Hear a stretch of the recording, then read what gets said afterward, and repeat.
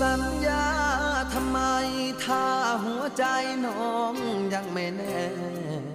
รู้ไหมใจพี่อ่อนแอเป็นโรคแพ้สัญญาลอยลอยสัญญาให้ไว้กี่ครั้งก็พังบ่อยๆพี่หรืออุตส่าห์หลงคอยหน้าใจน้อยคอยเธอทุกทีสัญญาจริงจังให้ความหวังที่ฝังใจมันจะรักกับพี่ยืนนานปากหวานยืนยันทั้งปีแต่งงานเมื่อพร้อมอย่าหอมยอมใจรักพี่ผลลัพธ์ก็คือช้ำฟรีคนดีไม่มีสัจจาสัญญาเอ่ยมาแล้วก็ลาจาก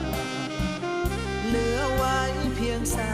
กกาบคำหวานบั่นทอนชีวาเห็นเธอดีจากแท